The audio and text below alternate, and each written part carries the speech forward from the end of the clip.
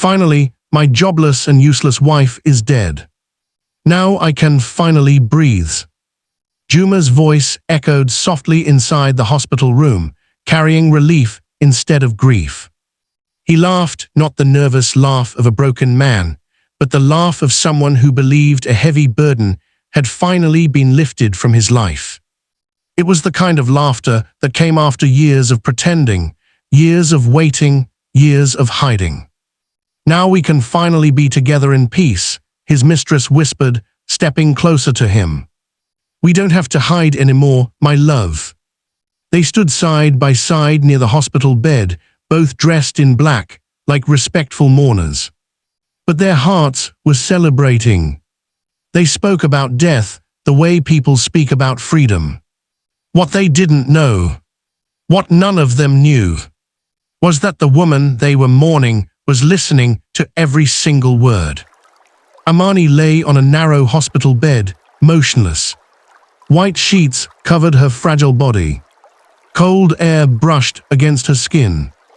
Machines surrounded her, breathing for her, beeping softly in the quiet room. Doctors had declared her to be in a deep coma. They said her chances of waking up were very low. To everyone else, she was already gone. But inside that still body, Amani was awake. Her mind was alive. Her ears were open. And her heart was breaking. She heard Juma's laughter cut through the silence. She heard his mistress speak freely, without fear. She heard the scrape of a chair as they pulled it closer to her bed and sat comfortably, as if they were guests at a celebration, not beside a dying woman. Her mind screamed. Her soul thrashed. She tried to move. She tried to open her mouth. She tried to lift her fingers. She tried to scream. Nothing moved. Her body betrayed her. She was trapped inside herself. Juma stepped closer to the bed and looked down at her face. "So this is how it ends," he said coldly. "All that cooking, all that cleaning, all that suffering." He shook his head slowly. "You worked yourself to death just to please me." His eyes showed no sadness, only annoyance. "As if trying harder would make you worthy," he continued. "You really believed that, didn't you?" Amani heard every word, and every word carved itself into her memory. His mistress leaned against his shoulder and smiled. "How pathetic," she said softly. She was always so desperate. Her voice dropped into mock sympathy. She really thought being useful would make her lovable. They laughed again. Not loudly, not cruel enough to alert the nurses, but cruel enough to destroy a soul. Amani remembered her life. She remembered waking up before sunrise every single day. She remembered standing in the kitchen while the rest of the house slept, her legs trembling from exhaustion. She remembered sleeping after midnight, her hands aching, her back burning. She remembered forcing smiles while her body screamed for rest. She remembered whispering to herself again and again, "Just try harder." For 3 long years, she gave everything and received nothing. Footsteps approached. The door opened. Juma's mother walked in. There was no shock on her face, no grief, only satisfaction. "So it finally happened," she said calmly. She looked at Amani's still body and clicked her tongue. "I warned her." Her eyes hardened. A woman who does too much forgets her place. She stepped closer. All that effort, and she still failed. "At least now my son is free." Free. That word echoed violently inside Amani's mind. Free from her. From the woman who gave everything. Earlier that day, a doctor had spoken carefully. "She is not dead," he had said. "She is in a coma. There is still a small chance she could wake up." Juma had cut him off. "Let's be honest, doctor," he said sharply. She's already gone. Amani heard that sentence clearly. Something inside her cracked. Her husband's mistress stepped closer and adjusted the blanket over Amani's body. She doesn't need all this care anymore, she said gently. Let nature finish what exhaustion started. Then she leaned toward Juma and whispered, So, when do we plan the funeral? They stood there, planning her burial, while her heart was still beating, while her mind was still alive. Inside her silent body, Amani screamed, I am here. I can hear you. Why are you burying me when I am still alive? But her lips never moved. And none of them noticed. None of them realized that the woman they were mocking was listening, remembering, and waiting. Days passed. Morning light crept through the hospital window. Cold nights followed. Time moved. Cruelty did not. Amani lay still through it all. Her chest rose and fell. Machines breathed for her. But her mind never slept. Juma came almost every day. He never held her hand. He never spoke her name with love. He sat beside the bed and mocked her. She had no goals, he said once. No life, just a useless housewife. Pendo sat beside him, calm and confident. She thought suffering would make her valuable, she said. Some women don't know when to stop. They spoke as if Amani was already a memory. At night, the pain felt worse. Not physical pain, but the pain of knowing. Knowing the man she cooked for every day was now laughing beside her bed. Knowing another woman was waiting for her grave. Knowing her silence was being mistaken for weakness. And in that darkness, something inside Amani began to change. She stopped begging inside her mind. She stopped hopping. Instead, she started remembering who she was. Time stopped for Amani, but cruelty did not. Days passed slowly inside the hospital room. Cold morning light slipped through the window. Nights arrived heavy and silent, broken only by the steady beeping of machines. Amani lay completely still. Her body rested. Her mind never slept. She listened. She listened to nurses, footsteps echoing in the hallway. She listened to doctors whispering in careful tones. She listened to shift changes, curtains moving, doors opening and closing. And most of all, she listened to her husband. Juma came almost every day. Sometimes alone, sometimes with Pendo. He never held her hand, never whispered her name with love. He sat near her bed like a visitor waiting for time to pass. She had no goals, he said one afternoon. No life, just a useless housewife waiting for someone to take care of her. His voice carried pride, not regret. Pendo sat beside him, legs crossed, calm and confident. She really thought suffering would make her valuable, she said quietly. Some women don't know when to stop. They spoke as if Amani was already gone, as if she had never existed. Amani wanted to scream. She wanted to tell them she worked because she loved them, that she sacrificed because she believed in them. But her mouth remained closed. Her body remained silent. At night, the pain grew deeper. Not physical pain. The pain of knowing. Knowing the man she cooked for every day was now laughing beside her bed. Knowing another woman was waiting for her grave. Knowing her silence was being mistaken for weakness. Juma's mother visited less often. But when she came, her words stayed long after she left. She brought this on herself, she said coldly. No woman should overwork for a family that is already complete. She stood at the foot of the bed, looking down. All that effort, and she still failed. Failed. That word burned inside Amani's mind. Failed. 3 years of devotion was failure.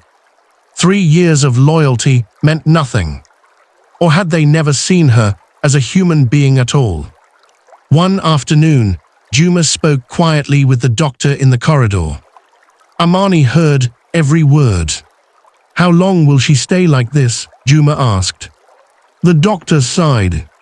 30 days, he replied. "And after that, the family can decide." Decide. Amani screamed inside herself. Decide whether she should live or die. People who had already celebrated her death. That night, Amani began counting days. 1, 2, 3. Each day felt like a year. Her mind drifted back to the life she had buried. She remembered who she was before marriage. Before Juma. She remembered attending meetings quietly, signing documents without drawing attention, building companies without noise. She remembered choosing a simple life on purpose. She wanted to be loved without money, without power, without status.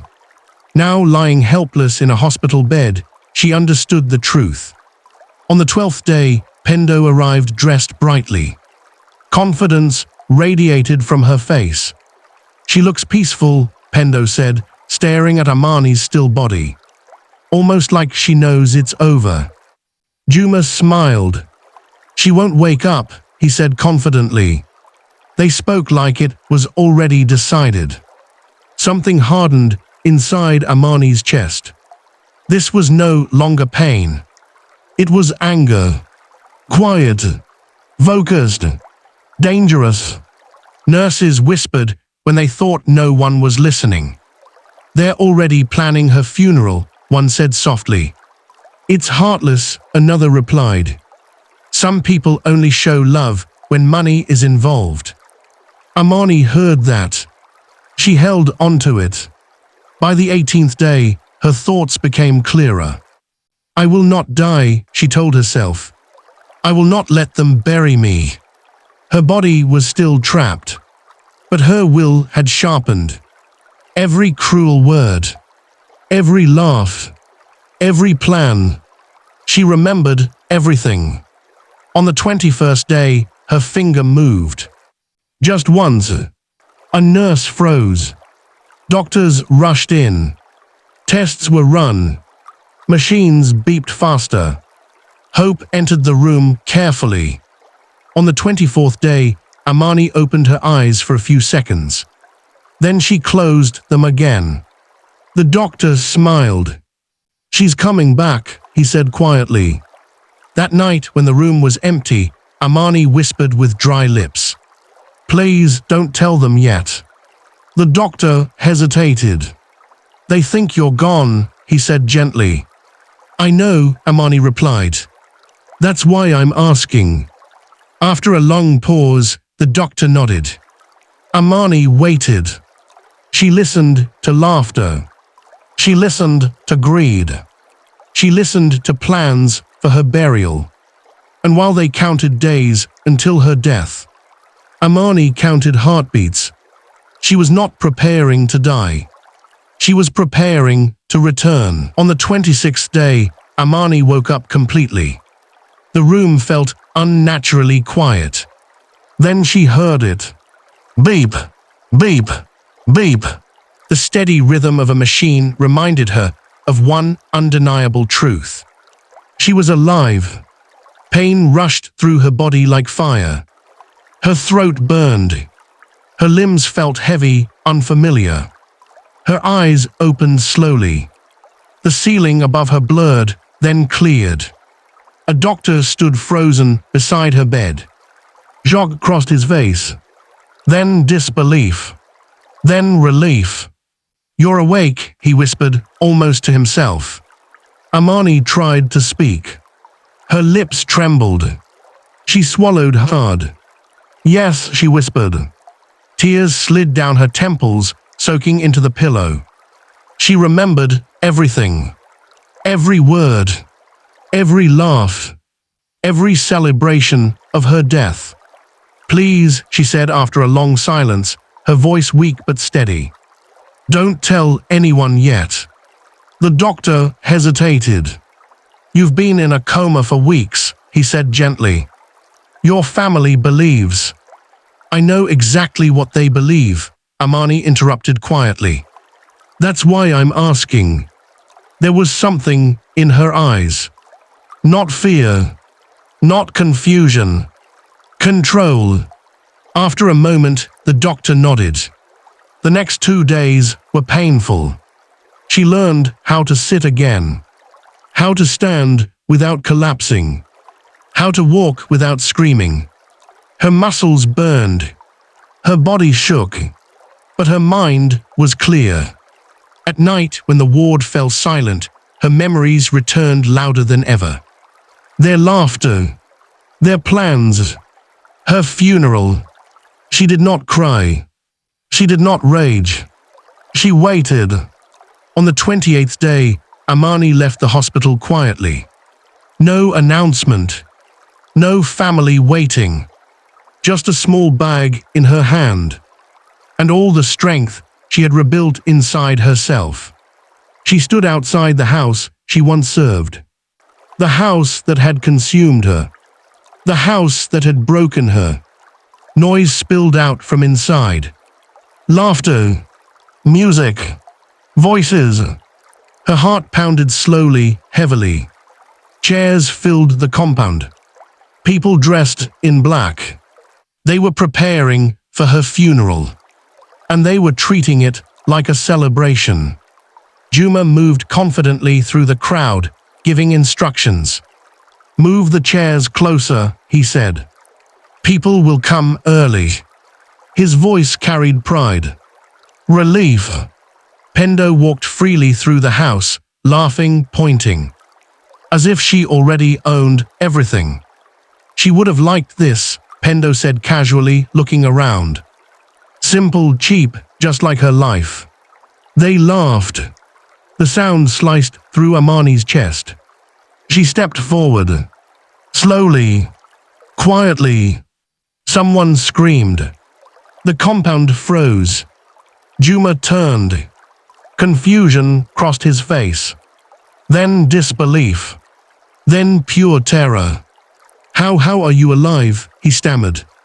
"You're supposed to be dead." Pendo froze. Juma's mother dropped the cup in her hand. "You were gone," she spat.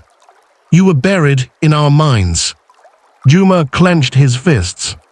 "All this preparation wasted," he shouted. "Everything we arranged for your funeral." Amani said nothing. Her silence was heavier than any scream. "I heard all of you," she finally said, her voice calm and steady. "You thought I was weak, you thought I was gone." She reached into her bag slowly. Then she made one phone call. "Just one. Proceed with the plan," she said. And she waited. Minutes later, Juma's phone rang. He answered casually. Then his face drained of color. "What do you mean, terminated?" he shouted. "This must be a mistake." Another call. Then another. Emails flooded his screen. Access revoked. Contract cancelled. Position terminated. His hands shook. I've been fired," he whispered. The compound erupted. "What's happening?" his mother demanded. Juma couldn't speak. Pendo stared at him. "Fired," she repeated. "How?" Juma turned slowly toward Amani. "What did you do?" he whispered. "How did you do this?" Amani lifted her head. "You messed with the wrong woman." Her back straightened. "You thought I was nothing," she said slowly. "That was your biggest mistake." "I am a billionaire," Amani said calmly. "I own banks, factories and companies that decide who eats and who starves. Silence crushed the air. I chose a simple life, she continued. I wanted to know if I would be loved when I had nothing.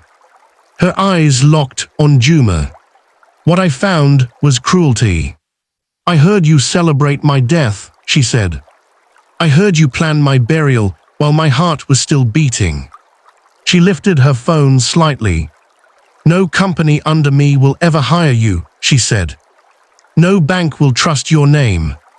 You will wake up every day knowing that the woman you buried alive is the one who closed every door you'll ever knock on. Juma collapsed to his knees. His mother screamed, "You're lying, this is impossible." Amani showed them the documents. Ownership papers. Signatures. Proof. They began begging. I didn't know, Juma sobbed. Please forgive me. His mother cried loudly. Pendo stepped back slowly. Her eyes moved from Amani to Juma.